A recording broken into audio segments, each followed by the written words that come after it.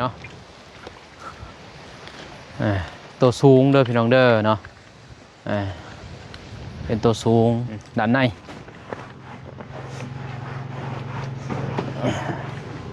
เป็นตัวนี่ยังไงเนาะนี่เขาก็เบิ่งอย่ารถต่ำปีนบ่เพราะว่าทางหาดเพิ่นทำประกันนะรถบ่ต่ำบ่ปีนเพิ่นในหาดเพิ่นตายบ่ควันเลยเนาะเพราะว่าน้องเซ็กจะมีตอนนี้แหละ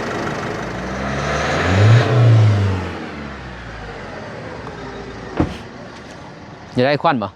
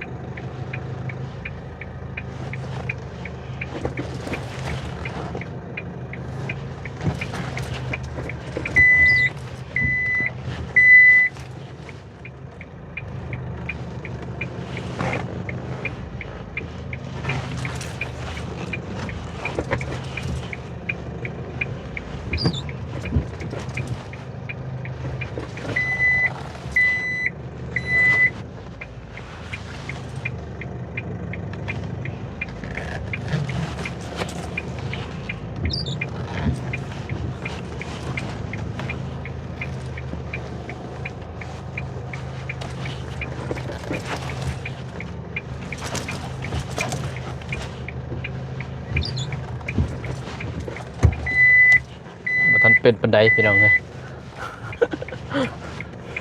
เจาะ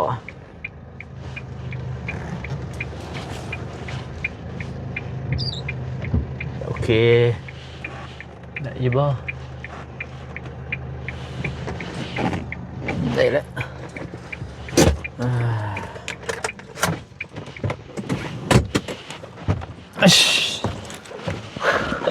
โอ้ท่านเป็นปันไดพี่น้องเลยเนาะรถใหม่มันบ่คือกันเด้ตอนนั้นมันสิยังเกินว่ากล่องบริเศษบ่เห็นปานใดเด้บริเศษมันเปื้อนพี่น้องเนาะกราบทักทายสบายดีสวัสดีเด้อพ่อแม่พี่น้องหมดสุขสู่คนกันยินดีต้อนรับเข้าสู่2 มโนเป็นยังไงเนาะมาปลูกมะเขือแล้วก็โอ้มาทิ่มขี้เหงื่อน้ำแน่พี่เนาะแล้วก็สิมาล้างรถล้างแต่นี่แหละทางนอกนิดนึงพี่เนาะให้มันแจ่มๆแน่แล้วก็รีวิวให้ FC เบิ่งเนาะเนี่ยไอ้ตัวนี้โอ้ติดแวนโปรโมทหานบ่ไปเอาสั่นก่อนทอโอ้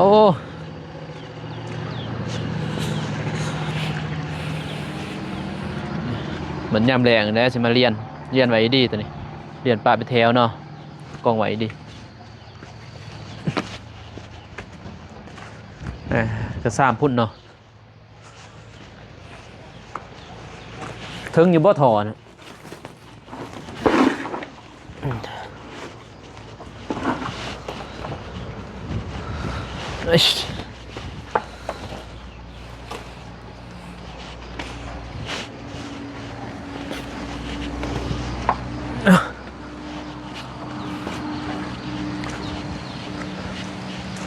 มาล่างอยู่พี่เห็นเนาะอยู่เพื่อนฝุ่นโบกาล่างบอกว่ามันเปื้อนนะเพื่อนเขาเจ้ามันไล่ลง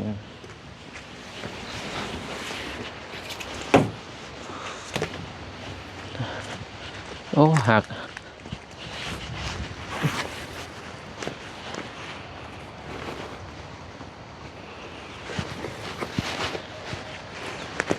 ซื้อทอแพงเติบได้ทอตัวนี้เนาะ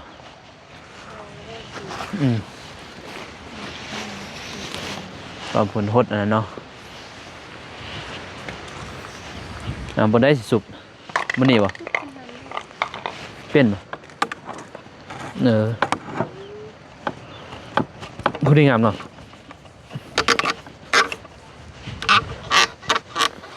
ตายบ่จักโปมเห็นไหมเนาะนุ่นบ่ได้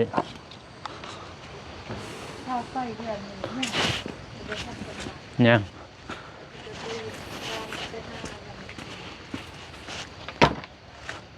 ฮะหายัง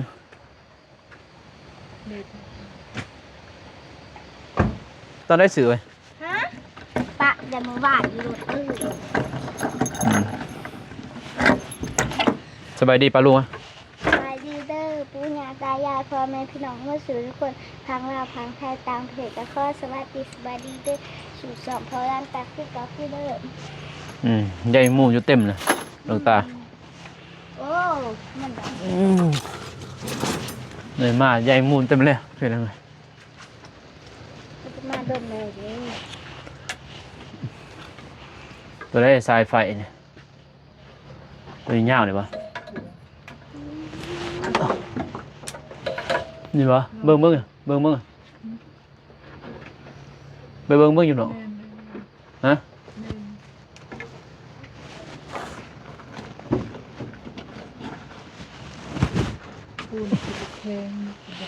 ไป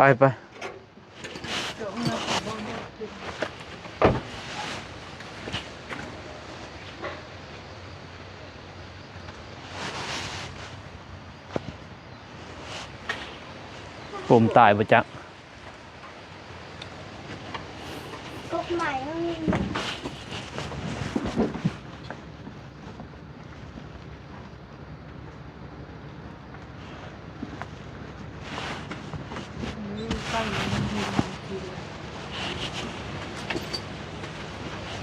กดก่อน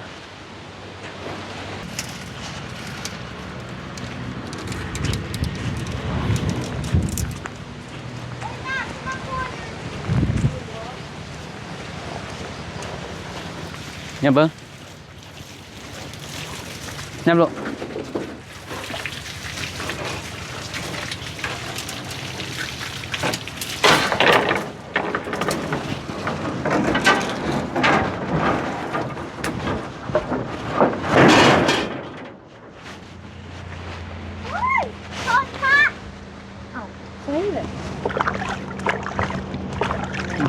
คุณนะเลยโอ้บนถือไม่นะ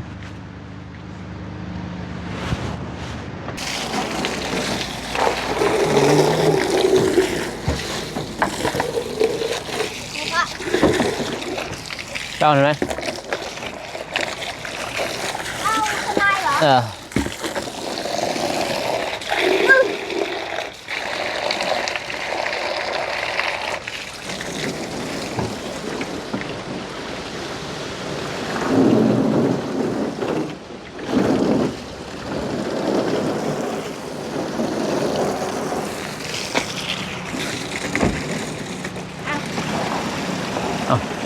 โอ้มันข่อยเนาะเพราะมันข่อยไปฝุ่นเอาหัวมาทางนี้กันเนี่ย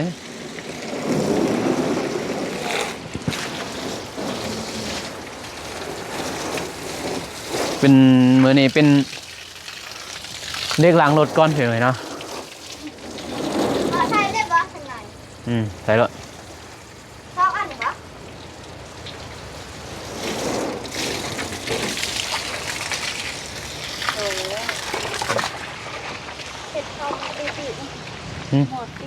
ปะหนามันใส่เลยดิ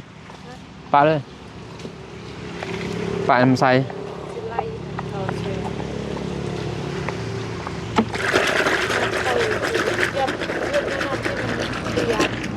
ปะเต้หนู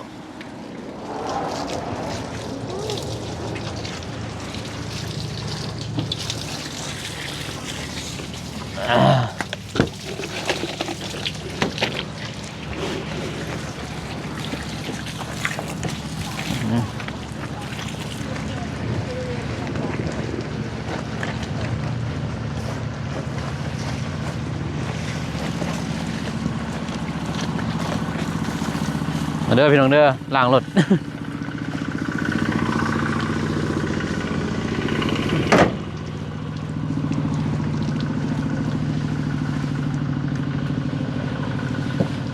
โอ้ยโอ้ยขนาดนั้นคดเลยฮะ คนกี่ยาเลย แป้งพี่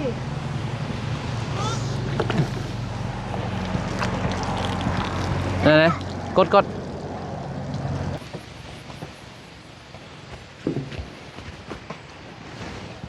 พี่น้องเอ้ยเรียบร้อยตัวพี่มาเบิ่งทางหนาพี่โอ้พี่น้องเอ้ยเนาะ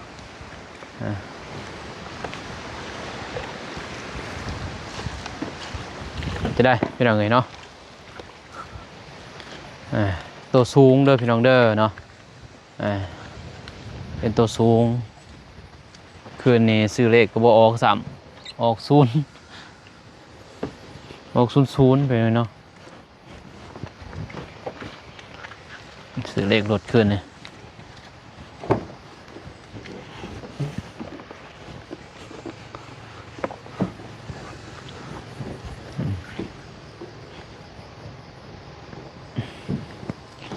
เรียบร้อยนี่มาเบิ่งทางในพี่เนาะด้านใน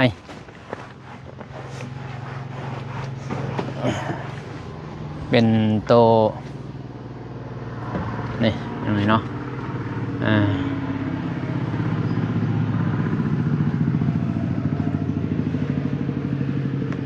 กล่องครบนี่เนาะสายเกินวันดิบโลแต่ว่าผมมีพานี่เนาะมันจะซื้อเอาโทนทางในนี่เนาะรีวิวให้พี่น้องเบิ่งมืดยังไงด้านในตัวนี้สีขาวนี่เนาะนี่ตาก็เสร็จเลย ทำความสะอาดลง อันนี้ทางหลังพี่เนาะออปชั่นมีแอร์หลังเด้อพี่น้องเด้อรถนี่ใส่มีแอร์หลังเบาะนั่งยังแจ่มอยู่ไปเลยเนาะยังงามอยู่เบาะดอกเบาะนั่งเดิมเพิ่นว่าเนาะโอเคด้านในตัวนี้อันนี้เป็นทางหลังนี่เนาะด้านหลังตัวนี้ยังไม่เนาะอันนี้ก็มีกล่องลังนี่เนาะมีกล่องลังกล่องลังดีอีซูดีแม็กเซตนี่เนาะไฮเนอร์มากับภรรยามันนี่เพเนาะมานี่แหละมาปลูกมะเขือเนี่ยเนาะเอามะเขือมาแต่ส่วนเบาเตียงจักสิเป็นอยู่บ่เบิ่งอันเนี้ยอันนี้ ยันบ่เป็นดอกเว้ยบ่เป็นดอก เขาเป็นกระลอกปูดไว้ยันบ่เป็นเนาะด้านในยังไงเนาะปูพื้นตัวนี้เบาน้องเองปูเองเป็นไงเนาะตัวนี้ปูเองเอาออกจากวันนี้แล้วก็มาปูเลยเนาะออกแล้วไปปูเลยมาน้องเอาไปปูเลยปูเรียบร้อยเนาะตัวนี้ปูก็หมดลายเติบอยู่ขาปูนี่ก็เลยนี่แหละเนาะแม็กเดิมแม็กใส่แม็กเดิมเห็นไหมหูบทรงแต่ว่ามันยามพ้นได้เพียงไรเนาะยามพ้นกับธรรมดาแล้วนี่ออปสันมาล้างรถอยู่เอาโศกเอาใส่อยู่เพื่อนใหม่เลยเพียงเนาะเอาโศกเอาใส่อยู่เพื่อนใหม่ เจ้าเป็นอยู่บ่เว้ย อืม ลองปลูกไว้ อืมลองเบิ่ง ปลูกเลย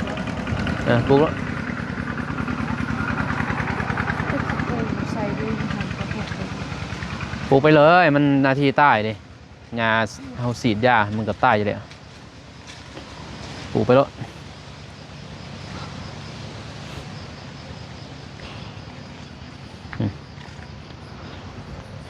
เพื่อนนี่ก็โจ้ใบก้อนเห็นเนาะยังเป็นหนีรถอยู่เงินซ่านนี่ก็โจ้ใบเมนติสกอนี่แหละกอขึ้นครัวไหวก็แล้วเห็นเนาะกอขึ้นครัวไหวกับพ่อบ่ขึ้นครัวนี่สิได้กอไหวกอแล้วก็เทคานไหวหมดเห็นเนาะจังสิตีบาลังเซเทคานถึงแล้วก็เก็บเงินมุ่งยังหลายอย่างอยู่แล้วโอ้ก็มีหนาบเลยเห็ดสะไปเห็ดสะป่าได้เซอร์ได้ไงจิปลูกอยู่หันบ่ปลูกนี่โอ้เจ้าก็เสียบนนั่นซื้อเสียบนกกจะปลูกหันเสียไปสิมาแล้วจะมาเสียบนนั่นแหละเสียบนกกนะแบบเสียเวียนจะบ่แล้วก็ปลูกห่างๆเลยปลูกที30 กกเนี่ย ปลูกแล้วเดี๋ยวเหือนนี่มีแห้งพี่เนาะมีรถมีเหือนก็หมดแล้วคนเฮาสำนันแหละยังแต่เหือนนี่แหละเหือนนี่ไล่เติบอยู่พี่เนาะกระตุกตะแตงยังแห้งไล่แต่บ้านองค์จะไปโต๊ะแตงยังดอกนี่ดันลังเป็นไงเนาะอันนี้โอ้ยดวงตาเพิ่นเสร็จเป็นตัวสูงด้วยเป็นเด้อเนาะแต่เบิ่งอยู่ในกล่องคือสิเป็นคือต่ำๆนะจะบ่ได้ต่ำเลยแม็กเลนออกได้เนอะยังงามไปเนาะนี่ยังแจ่มๆเลยก็คือรถโตเก่าฮั่นสื่อโอ้เสร็จกับเบรกร้อนไปได้แล้วมันโมเมนต์ห่านนี่เฮาขันห่านนี่เฮาก็ล้างมันร้อนแน่ไปเนาะขอบนี่ก็มีมัดครบขอบเคลื่อนว่าขอบตายังก็เขาใส่ให้ไม่มัดนะถือว่าคักมีเงินมีแต่ว่าเปลี่ยนแต่ขิงนี้เห็นเนาะใส่ยางไม้อยากเฮียนแน่นะก็บ่เฮียนเนาะขี่ไรด้นเติบอยู่มัดปีนี้ก็ยังอยู่ยังนาอยู่ดอกยาง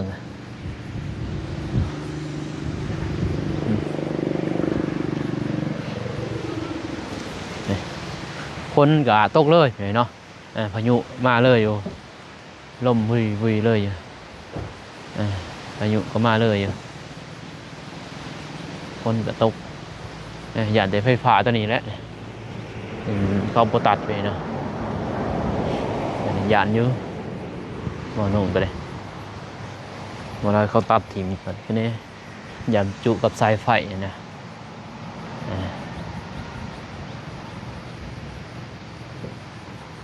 นี่เลยเนาะสีขาวเด้อเพียงเด้อปี 2022เห็นเนาะนำใส่ปี 2023ในปี 2022นำใส่ปี 2023นี่แหละผมทรงองค์แอล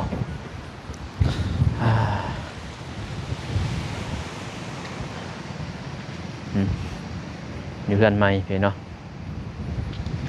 นี่แหละป้ายรถจ้ะ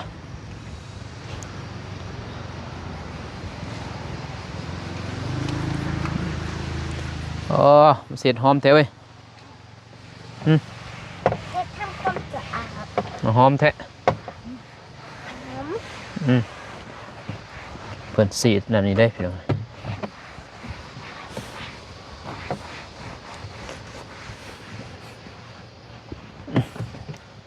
แวนนั่นได้พี่น้องเนาะใส่แวนมืดนะ แนมสิบ่เห็นดอกฮะมืด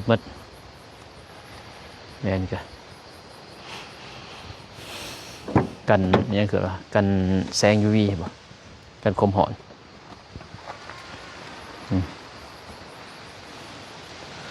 ติสมมาได้เด้อเพียงเด้อเนาะเป็นจังไดให้คำแนะนำแน่พี่เนาะในการบำรุงรักษารถล่างเพราะว่าผู้ประสบการณ์บ่นุ่งบ่เคยมีรถมีรางหั่นนะก็ขอคำแนะนำทาง FC แหละผู้ฮู้ไปเนาะบ่นุ่งก็บ่ได้ฮู้ดอกแม่นอยู่เป็นสร้างก็บ่ได้ฮู้หลายปานใดเด้อพี่เนาะสร้างก็สร้างนั่นแหละเฮาก็บ่ได้ฮู้ เก่ง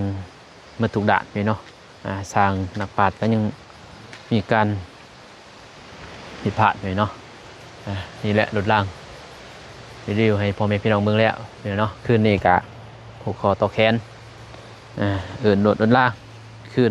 แต่บริทายดอกพี่เนาะบริทาย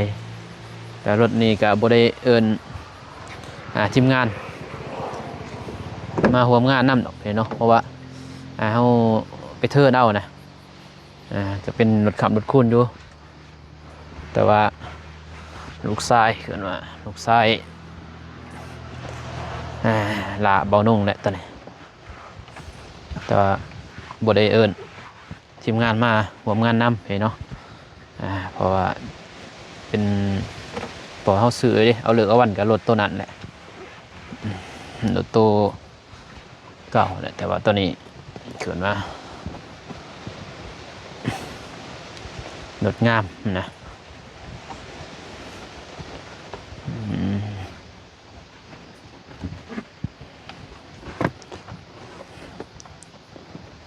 เหมือนสันบันดี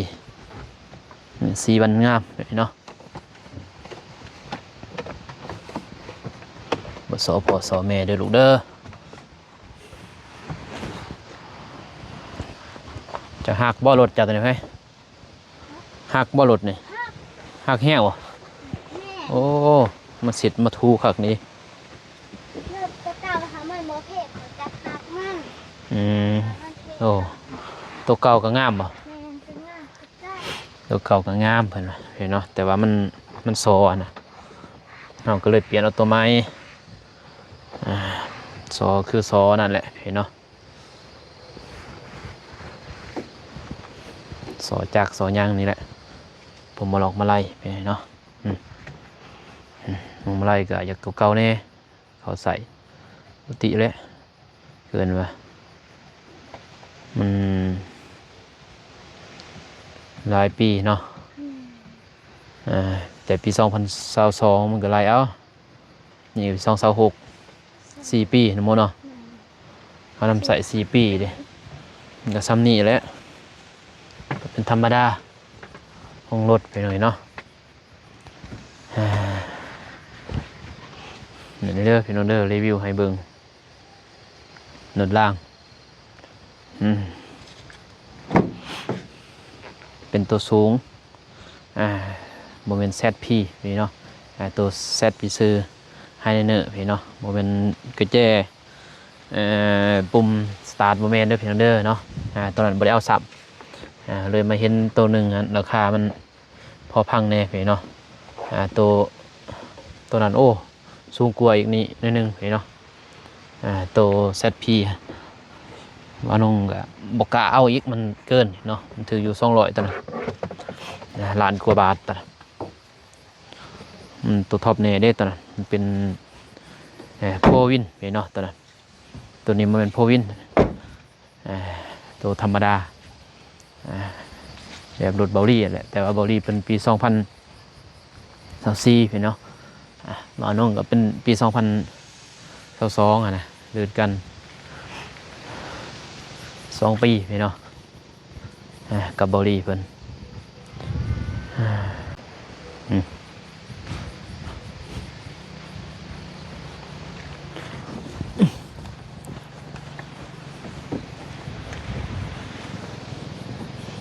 หักเลยเปลี่ยนเนาะ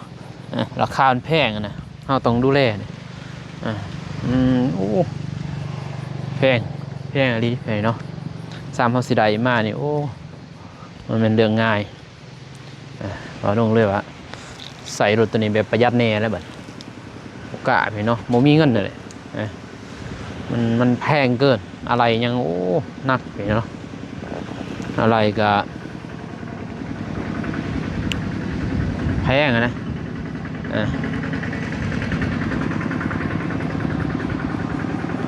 เกินว่ามีแต่ตัวแพงนะอะไรก็น้องก็ญาติระบายใส่รถแบบระวัดระวังว่าแต่รถเก่ารถใหม่พี่เนาะถ้าเฮาบ่รักษาเฮาบ่มันเช็คมันยังเกินอะไรก็แลน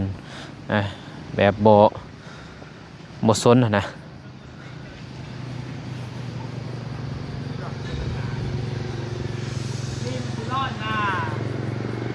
ไปซ้าย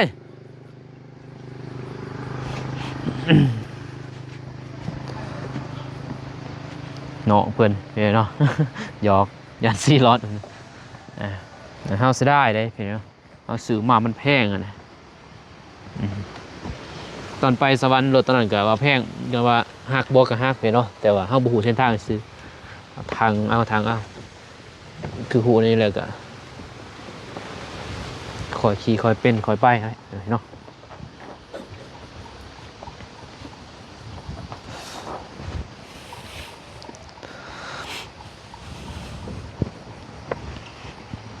ความฝันหลายๆคนเนาะที่อยากมีรถพี่เนาะบ่าวน้องก็เป็นคนหนึ่งที่อยากมีรถนั่นแหละความฝันตอนเบาเตียงทามก็อยากมีพี่เนาะคือโมแต่ก็ฝันเป็นจริงพี่เนาะก็ฝันเป็นจริงที่ได้ รถคือโมพี่เนาะถึงมันสีมือสองก็ภูมิใจนะพี่เนาะมันเป็นน้อยๆเด้เงินก็900,000ผลได้พี่เนาะ900,000 บาทศาสตร์นี่บ่าวน้องคิดว่าสิบ่ได้ดอกถ้าว่าบ่ได้ถือบอนผลกระทบในศาสตร์นี้บ่ได้ลดน้ำล่างน้ำมูดอกบ่าวน้องมีแต่สิเฮ็ดเฮือนเฮ็ดซ่านนั่นแหละเก็บออมรอมริบเฮ็ดเฮือนมื้อเท่านั้นความฝันบ่าวน้องได้บ่คือสิมาเอารถเอาล่างสิมีรถคือหมู่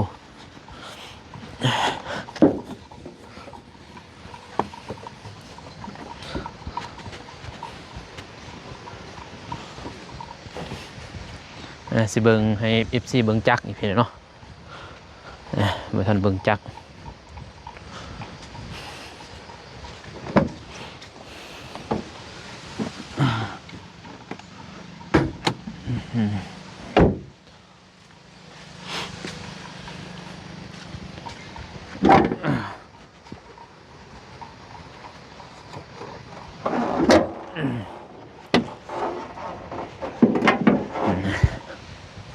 ให้พ่อแม่พี่น้องเบิ่งจักก่อนเป็นจังไดเนาะนี่เป็นจังไดเนาะจักกะอันนี้น้ำบ่ลงไข่หวานนี่ไข่เบิ่งก็เลยน้ำมันนัดให้เนาะจะเอาเสร็จก่อน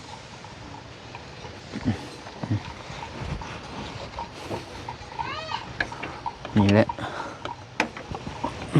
บ่ได้เสร็จพี่น้องเนาะมื้อน่ะวานนี่แหละบ่ลงไข่พอดีถือน้ำมันยามันออก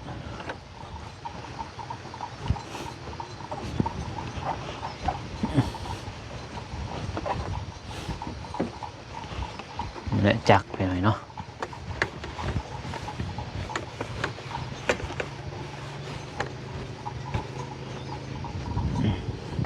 มันต้องกระเซกเลย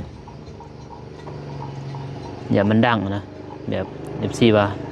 เราเสียรถมือสองเขาต้องบีบตัวนี้ยันกาวแล้วมาบีบบนนี้หนามหนามเดินทำแข้งหันกาวมันดังหันสีเกินว่าจากบอดี้นะเห็นเนาะเกินนะเมียนยูโมนามนี่เขาเปลี่ยนใหม่เขาบูฮูได้แต่ตัวนี้เขาเปลี่ยนใหม่กับยาแต่ว่าเขาใส่ใหม่นะเพราะว่ารถมันก็เป็นว่ามือเดียวมันก็สิคายขาดเลยเขาต้องล่องต้องย่างนะเลยสนิมมันเสียเข้ามานี้มันเสียออกมาครับสนิมมันมีสนิม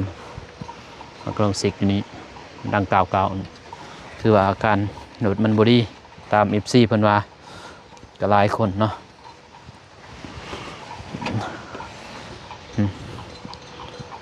เห็นบ่พี่น้องเนาะ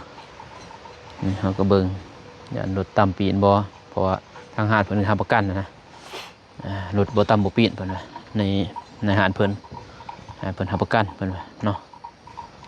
เพราะเป็นหาดดังเลยเพิ่นเนาะหาดดังแต่ว่ามันก็มีแหละรถเฮาก็บางคันคือเอาน้องเอาแหละก็ยังควันนะ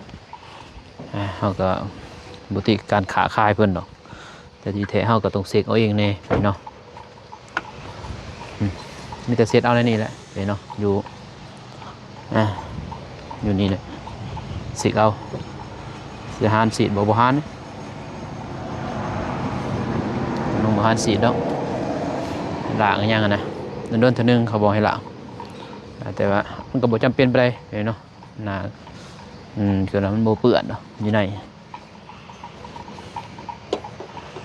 แต่มือน้ำเลยเปลี่ยนตัวนี้พอมันเขายันเขาบ่เปลี่ยนนะเขาใส่4 ปี5 ปี6 ปี4 ปีเขาใส่เขาแลนจักพันเขาก็เปลี่ยนใส่ฟัน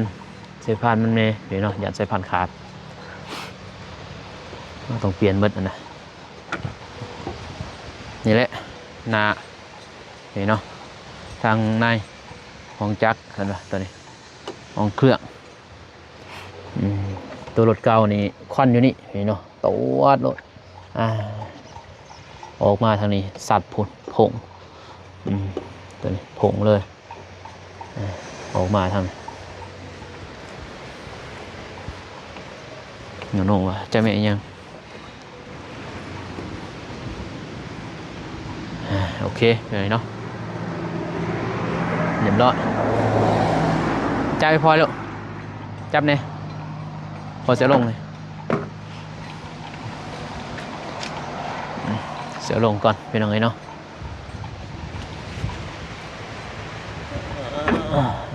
เดิมเห็นไหม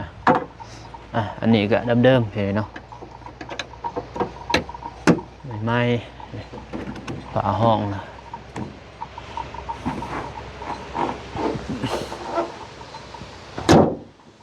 ตื่นแล้ว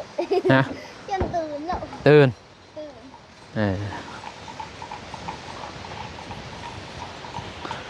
แต่ว่าย่ามพ้นเห็นเนาะคือเก่าแหละเสร็จจนว่าล้างกันในย่ามพ้นเลยแต่เขาก็ต้องมันรักษาและย่ามพ้นย่ามดินอย่างนั้นเขาก็ต้องได้เสร็จต้องล้างในรถเนาะเขาบ่ล้างกันมันก็บ่งามคือคนเฮาบาปน้ำเราบาปน้ำมันก็บ่งามบ่ยังดอก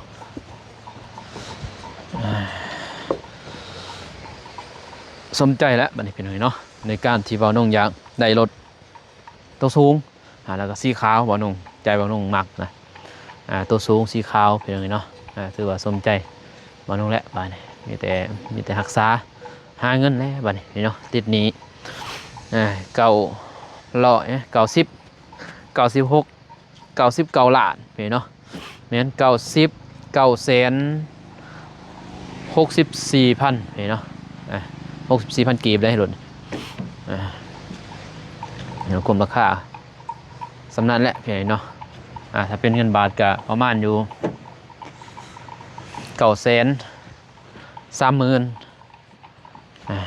930,000เกือบถึงล้านพี่เนาะยังอีก70,000เกือบล้านแล้ว930,000ปี2022เลยแต่ปี2024แพงเลยพี่เนาะบุตรีดอกแต่ว่าเฮาก็ได้วัดดวงเอาเลยพี่เนาะซื้อรถก็คือ FC ว่าวัดดวงเอาเพราะว่าเฮาก็เบิ่งแต่ภายในนะภายนอกภายในเฮาบ่ฮู้ว่าจักมัวมาเฮ็ดมาหยังเฮาบ่ฮู้นะแต่เฮาก็เบิ่งอยู่เฮาก็เสกอยู่แต่มันก็ทันสมัยเด้นี่ทันสมัยเด้คือตอกสตาร์ทหยังเฮาก็สตาร์ทเบิ่งสิสตาร์ทให้ FC เบิ่ง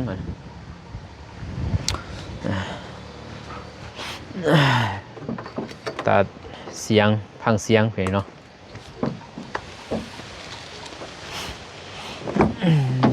พังศอกพังเสียงเบิง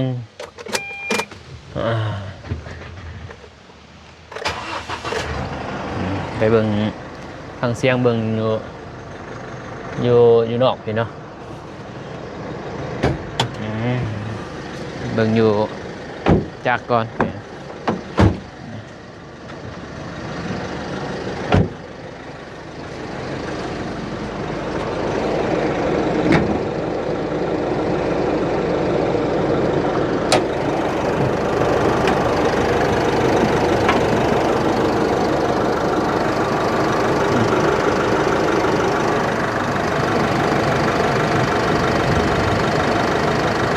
นี่นั่น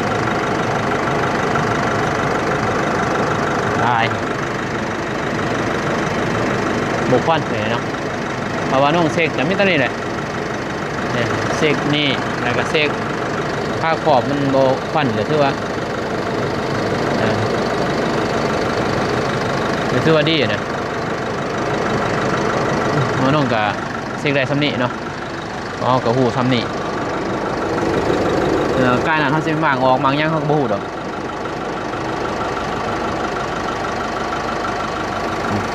เสียงมันกะซีเมียบเห็นเนาะแรงๆเขาเปิดมันก็ดังอยู่ดื้อๆมากอะเงียบๆเห็นเนาะยีสู้แบบนี้แหละ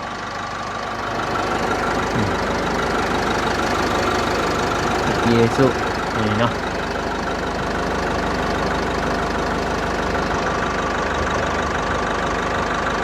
นี่บนท่อหายใจเลย ให้ใจ ท่อหายใจ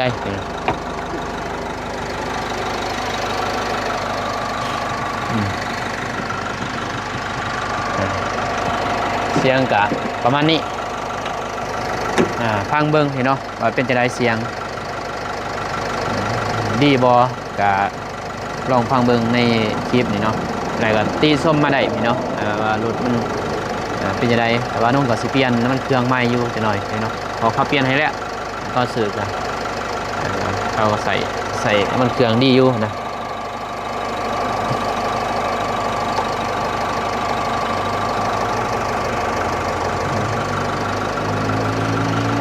เราต้องจะเปลี่ยนใหม่ฟังเสียงเบิ้งเลยเนาะแล้วก็แนะนำในเรื่องพี่น้องเด้อบอนุ่งกับโบหูมืดเด้เห็นเนาะลงโดดลงล่าง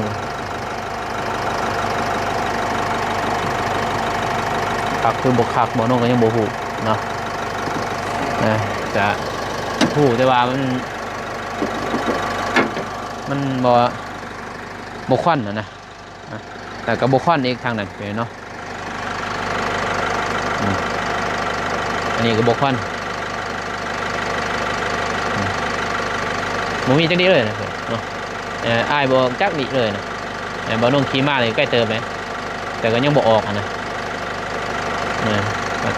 นั่นมันก็ออกแล้วกลับไปเบิ่งอยู่ท่อเนาะใส่ดวงตาจับอยู่บนท่ออีกนี่แล้วบอนุ่งสิเร่งเด้อพี่น้องเด้อบอนุ่งสิลองเร่งเบิ่งว่ามันควันบ่นี่นั่งอยู่เด้อเบิ่งท่อเด้อนี่เห็นอยู่บ่ท่อเห็นอยู่บ่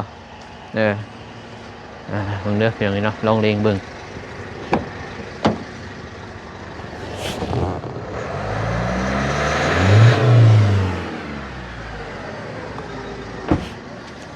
จะได้ควันบ่บ่ควันบ่บ่ควันบ่พี่น้องเนาะบ่ควันชื่อว่า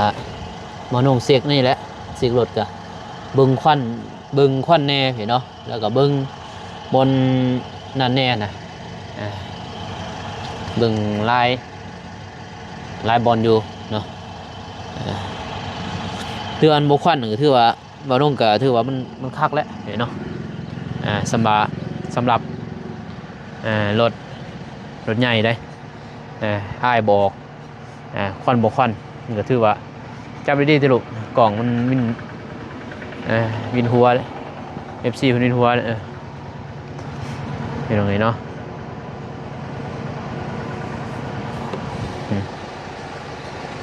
ถือว่าซีเดิมนะ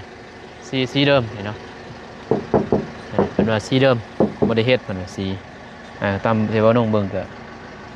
น่าจะแม่นซีเดิมเนาะนี่บ่มีบนเกินว่าแบบมีฟิล์มนะฟิล์มกัน ติดขวดนะเห็นเนาะก็ติด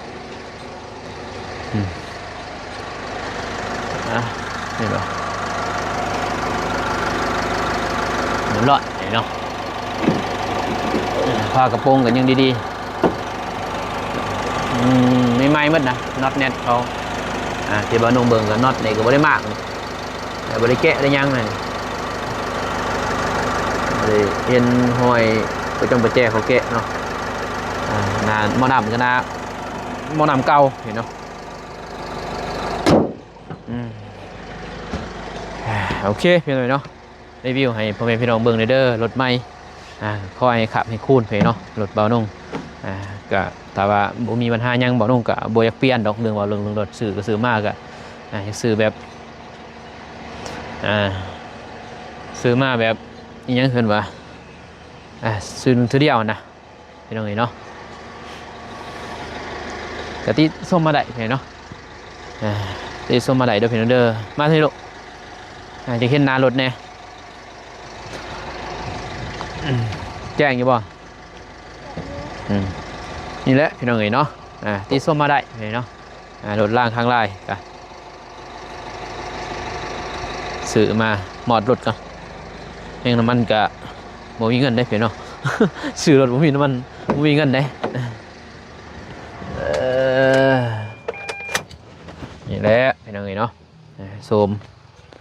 ปี2022ก็เป็นได้ปีตามอยู่พี่น้องแต่ว่าจักกะดีนะบ่ค่อนบ่ยังบ่น้องกะถือว่าเลยเอาเนาะตามกะใจมักเด้สีขาวแต่เป็นตัวสูงอีกใส่มาใส่ก็สะดวกสบายแน่เราเดินอยู่ได้แท้กับโพวินพอแล้วมันกับบ่มีเงินดอกพี่เนาะโพวินกับมีเงินโอเคพี่เนาะคลิปนี้มาลงกาสีจบคลิปนี้ก่อนเด้อพี่น้องเด้อเนาะก็ขอบใจขอบคุณทางผู้ใหญ่ใจบุญเนาะที่เข้ามาติดตามรับชมแล้วก็ FC ทุกท่านพี่เนาะที่ให้กำลังใจการนี้ก็มี